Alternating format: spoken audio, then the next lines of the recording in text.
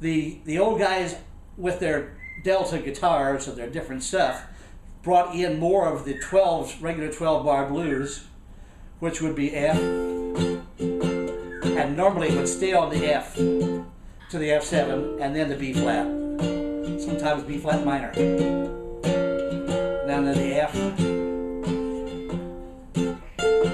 and then C7. You could throw a diminution, and you could throw the G minor 7 down to the C7, F, but it's really a C7, up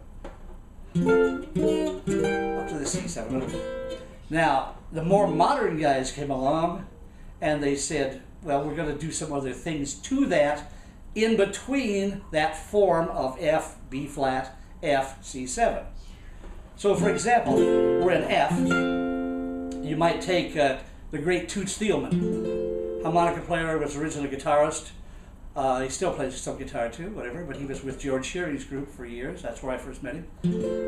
And he starts his blues out, it's a 3/4 waltz. It's called Bluesette, if you've ever heard it. Poor little sad little bluesette, don't despair, don't you fret, right? So what he's doing is just, poor little sad little, now he starts to move with bluesette, don't you fear, don't you fret. Here comes the B flat, da da da. Da, da, da, da, da. See, so he's moving it, but it's still just a blues pattern. What he's done to get to the F7, he's taken that first part, which we go to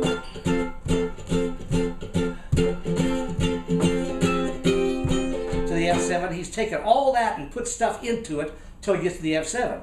And what he does is like, he might play that first F as a major 7 chord. Just add a major 7 tone color in there, an E into the F. See, if I play my F over here on the bottom, and I bar across on 2, put my finger on the outside on the F up there, and put my second finger on the C here, I've got an F major 7 chord. The reason it's major 7 is because that F in there has been dropped to that. Now you can simply play it as a 3-note chord like that. It gets the same effect, doesn't it? Right? And if you add the C on the outside, guess what? It's an A minor chord. It looks like an A minor chord. Well, if you're playing with a group, the bass player will play that F, and so he'll put the ba, ba underneath it and get that F. Now, the ear will also allow you to hear it that way. Because if I just play that, poor little sad little. Now what he does is he takes that F and he drops it to an E. Would be like an E minor 7 to an A7. But when he drops it to an E, in that case he also makes the E minor 7 have a flat 5 to it, which is like an E half diminished chord, they call it, or a G minor 7. A G minor 6 chord. A G minor 6 chord. Here's a G minor chord. G, B flat, G, D. Now he brings the E up. Is the 6th to, see if you take the G chord and go major 7, 7, G6. Well, he takes that 6 and puts it up on the bottom. So the rest of the chord turns out to be this. Because it was this.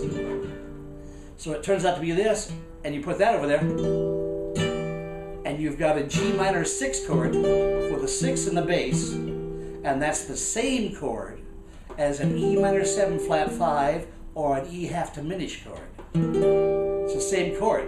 And what that does is like the E minor 7, remember? Leads to A7. Remember how it leads down? Because really it's just a suspension of the A7 chord. Well, suspension of the A7 chord. So he plays poor, poor little sad little blues. Nice chord. Blues, blues, A7. Bluesette. The flat 9. The flat 9 is like a diminished chord. So the A7. Poor little sad.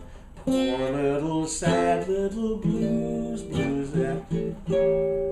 Now D D minor 7, don't you cry, G7 or G7 flat 9, and then the C minor, don't you fret. There comes in your F7 chord. And that's the F7 chord you got to in the blues when you went there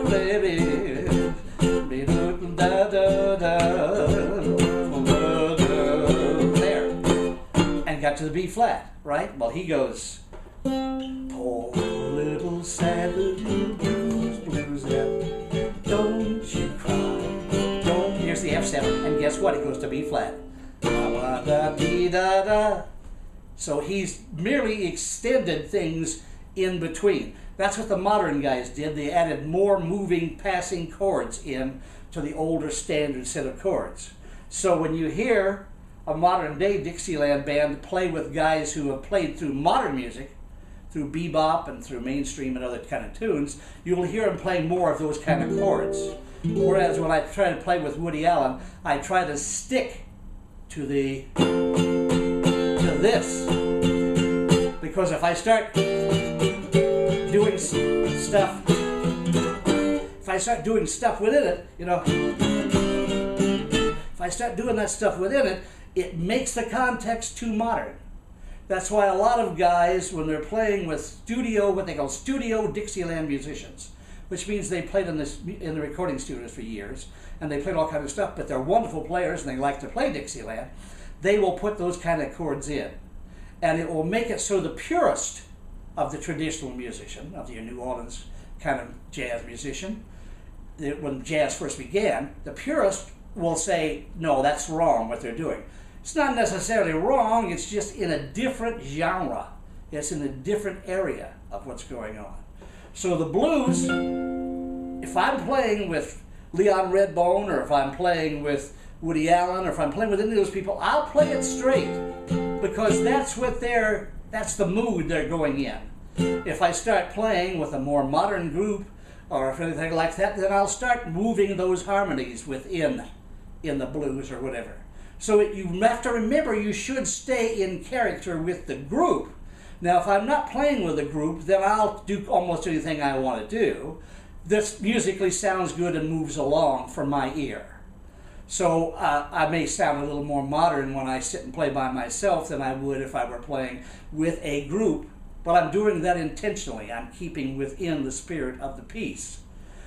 Also, now you have to remember that that is in 3/4 time and it has an 8-beat feel to it, so it comes out in that 6/8 feel when they play it as a jazz tune, but it's given more of a samba or bossa nova thing. It's like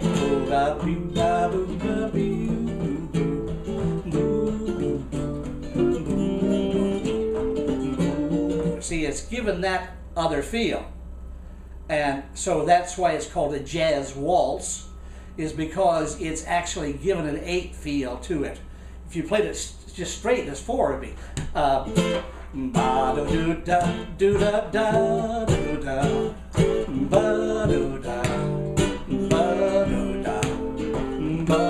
See, it would you drop that double feel of the time. Anyway, let's break this one off for a while of the blues kind of things and go on from there.